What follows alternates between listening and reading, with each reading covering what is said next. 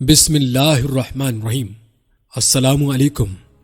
قبر کا عذاب۔ رسول اکرم صلی اللہ علیہ وآلہ وسلم کے وہ ارشادات پیش خدمت ہیں جن سے عالم برزخ کی وسعت اور وہاں کی راحتوں اور تکلیفوں کا حال معلوم ہوگا، اور اس امر کا پورا یقین ہو جائے گا کہ مرنے والے کو یوں سمجھنا کہ وہ مر گیا، ختم ہو گیا، اس کا جسم گل سڑ کر مٹی ہو گیا اور اب کسی قسم کے عذاب یا آرام و راحت سے واسطہ نہیں، یہ بالکل غلط اور ناواقفیت ہے۔ سرور عالم صلی اللہ علیہ وآلہ وسلم کے ارشادات سے واضح طور پر معلوم ہوتا ہے کہ مرنے والے کو گو ہم بظاہر مردہ سمجھتے ہیں، حقیقت میں وہ زندہ ہوتا ہے، اور ہر شخص اپنے اپنے عمل کے اعتبار سے عالم برزخ میں آرام و راحت یا مصیبت اور تکلیف میں مبتلا ہوتا ہے۔ جب انسان مر جاتا ہے تو اس عالم سے منتقل ہو کر عالم برزخ میں پہنچ جاتا ہے، خواہ بھی اسے قبر میں بھی نہ رکھا جائے یا آگ میں بھی نہ جلایا جائے۔ اس میں سمجھ اور شعور ہوتا ہے اور عذاب کے دکھ، درد اور آرام و راحت کو محسوس کرتا ہے۔ رسول اللہ صلی اللہ علیہ وآلہ وسلم نے فرمایا کہ جب لاش چارپائی وغیرہ پر رکھ دی جاتی ہے اور اس کے بعد قبرستان لے جانے کے لیے لوگ اسے اٹھاتے ہیں، اگر وہ نیک تھا تو کہتا ہے کہ مجھے جلد لے چلو، اور اگر وہ نیک نہ تھا تو گھر والوں سے کہتا ہے ہائے میری بربادی، مجھے کہاں لے جاتے ہو۔ پھر فرمایا کہ انسان کے سوا ہر چیز اس کی آواز سنتی ہے، اگر انسان اس کی آواز سن لے تو ضرور بے ہوش ہو جائے۔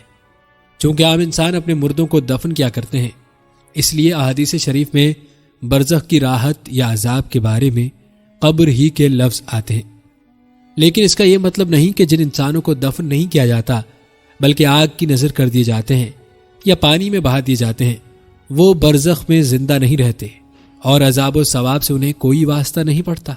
حالانکہ یہ نہیں بلکہ عذاب اور ثواب کا تعلق روح سے ہے، اور یہ بات بھی یاد رہے کہ اللہ تعالیٰ جلے ہوئے ذروں کو بھی جمع کر کے عذاب اور ثواب دینے پر قادر ہے، جیسا کہ حدیث شریف میں وارد ہے کہ پہلے زمانے میں ایک شخص نے بہت زیادہ گناہ کیے۔ جب وہ مرنے لگا تو اس نے اپنے بیٹوں کو وصیت کی کہ جب میں مر جاؤں تو مجھے جلا دینا اور میری راکھ کو آدھی خشکی میں اڑا دینا اور آدھی سمندر میں بہا دینا۔ یہ وصیت کر کے اس نے کہا اگر خدا مجھ پر قادر ہو گیا اور اس نے اس کے باوجود بھی مجھے زندہ کر لیا تو مجھے ضرور بالضرور زبردست عذاب دے گا جو میرے علاوہ سارے جہانوں میں سے اور کسی کو نہ دے گا۔ جب وہ مر گیا تو اس کے بیٹوں نے ایسا ہی کیا جیسا کہ اس نے وصیت کی تھی۔ پھر اللہ تعالیٰ نے سمندر کو حکم دیا کہ اس شخص کے جسم کے صالح ذروں کو جمع کر دے۔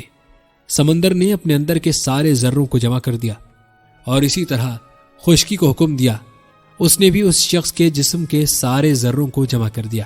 سارے ذرے جمع فرما کر اللہ جل شانہ نے اسے زندہ فرما دیا کہ تو نے ایسی وصیت کیوں کی؟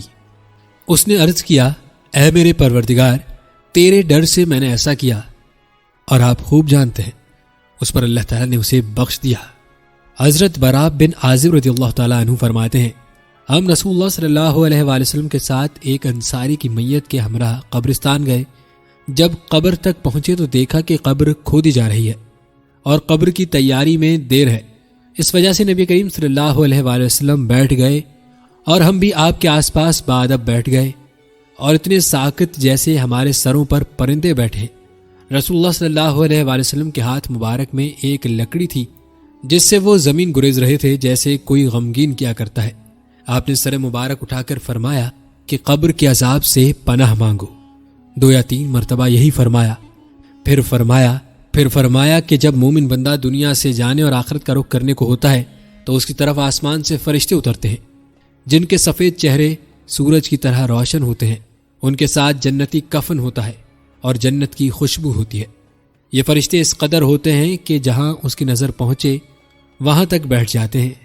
پھر ملک الموت تشریف لاتے ہیں، حتیٰ کہ اس کے سر کے پاس بیٹھ جاتے ہیں اور فرماتے ہیں اے پاکیزہ روح، اللہ کی مغفرت اور اس کی رضامندی کی طرف نکل کر چل۔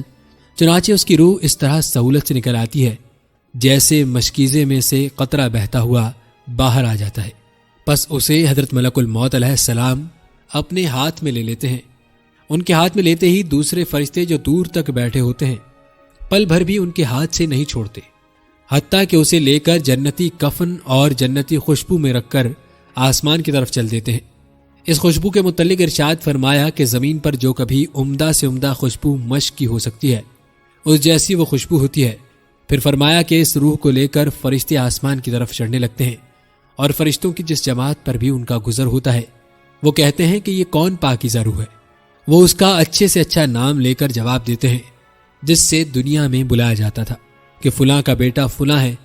اس طرح پہلے آسمان تک پہنچتے ہیں اور آسمان کا دروازہ کھلواتے ہیں، چنانچہ دروازہ کھول دیا جاتا ہے اور وہ اس روح کو لے کر اوپر چلے جاتے ہیں۔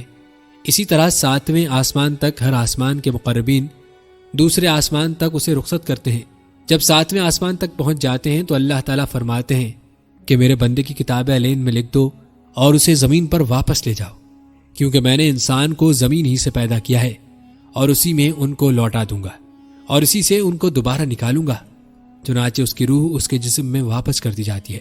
اس کے بعد اس کے پاس 2 فرشتے آتے ہیں جو آ کر اسے بٹھاتے ہیں اور اس سے سوال کرتے ہیں، تیرا رب کون ہے؟